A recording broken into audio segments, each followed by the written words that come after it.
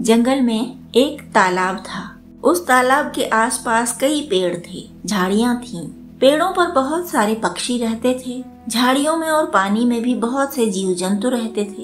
एक कछुआ भी उस तालाब में रहता था, जिसकी एक बुरी आदत के कारण सब उससे दूर ही रहते थे। वह आदत थी अति बोलने की आदत।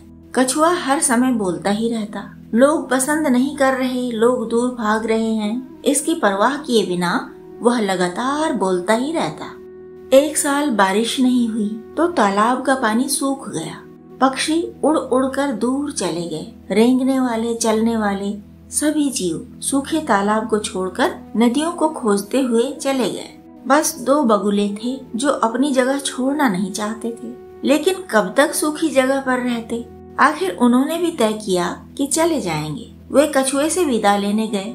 कछुए ने कहा, पता नहीं कब कब सब लोग चले गए, कोई मुझसे मिलकर भी नहीं गया, यह भी नहीं बताया कि कहाँ जा रहे हैं। मैं किसी को खोज भी नहीं सकता, उनसे मिल भी नहीं सकता। अब तो जीना भी मुश्किल लग रहा है। तुम लोग चले जाओगे तो मेरा क्या होगा? मैं किससे बोलूँगा? मैं जाऊँ तो कहाँ जाऊँ? मेरा तो कोई भी नहीं है।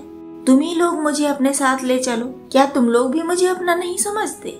बगुले बोले, हम तो आकाश मार्ग से उड़कर जाते हैं और आप उड़ नहीं सकते, हम आपको साथ नहीं ले जा सकते। कछुआ बोला, एक उपाय है। एक लकड़ी को तुम दोनों अपने अपने मुंह में दबा लेना।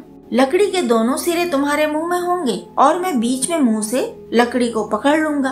तुम दोनों उड़ोगे तो लकड़ी को पकड़े पकड़े मैं भी तुम्हारे साथ ही चला जाऊंगा। बगुले बोले, इसमें तो बड़ा खतरा है। हम तो चुप रह सकते हैं, लेकिन आपसे चुप नहीं रहा जाएगा। मुंह खोलते ही आप जमीन पे गिर पड़ोगे। कछुआ बोला, वाह भाई वाह, क्या कहने तुम्हारी बुद्धि के। तुम लोग तो ऐसे बोल रहे हो जैसे मुझे अपनी जान प्यारी ही नहीं। अरे भाई, हर प्राणी को अपने प्राण प्यारे होते हैं। मरना कोई नहीं चाहता। कोई भी जीव जंतु ऐसा काम नहीं करता जिससे वह मर जाए। अरे तुम लोग तो बच्चे हो, पर मैंने दुनिया देखी है। मैं तो तुम्हारे पिताजी के भी पिताजी के समय का हूँ। मैंने तो तुम्हारे दादाजी के पिताजी को भी देखा है। मैं उनसे भी खूब सारी बातें किया करता था। एक तुम लोग हो कि कन्नी काटते रहते हो, अब जा ही रहे हो तब भी बहाने बना रहे हो। एक छोटा सा काम क्या कह दिया कि मुझे छोड़कर ही जाने की सोचने लगे। बगुले बोले, हम आपको छोड़कर नहीं जाना चाहते, पर आपके लिए आपकी यही आदत सबसे बड़ा खतरा है। अधिक न बोलते तो हम लोग आपको भी साथ लेकर जाते। अब सब छोड़ गए हैं तो आपको ऐसी तरकीब सूझी है जाने की। हमें तो डर लग रहा है कि कहीं आप आकाश से नीचे न गिर जाओ। कुछ देर चुपचाप रह सकेंगे आप, जब तक हम नगर के ऊपर से उड़कर दूसरी तरफ के जंगल में न चले जाएं। कछुए ने जिद की तो बगुले लकड़ी ढूंढ लाए। दोनों ने लकड़ी को दोनों तरफ से चोंच में दबाया और बीच में लकड़ी को कछुए ने मुंह से पकड़ लिया। बगुले उड़े और नगर के ऊपर से जाने लगे। नगर के लोग यह दृश्य आश्चर्य से देखने लगे और शोर मचाने लगे।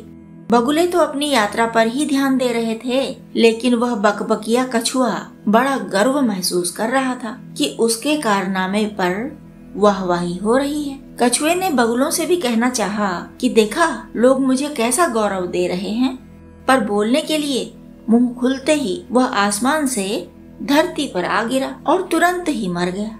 तो बंधु, दूसरों के बजाय हम अपने पर ध्यान दें, यही बेहतर है। अपने काम पर ध्यान देंगे, अपनी आदतें सुधारेंगे तो सब ठीक होता चला जाएगा। हम नहीं बनेंगे पंचतंत्र के कछुए की तरह अतिवक्ता, लेकिन आवश्यक बातें, समय के अनुकूल बातें तो करते ही रहेंगे ना।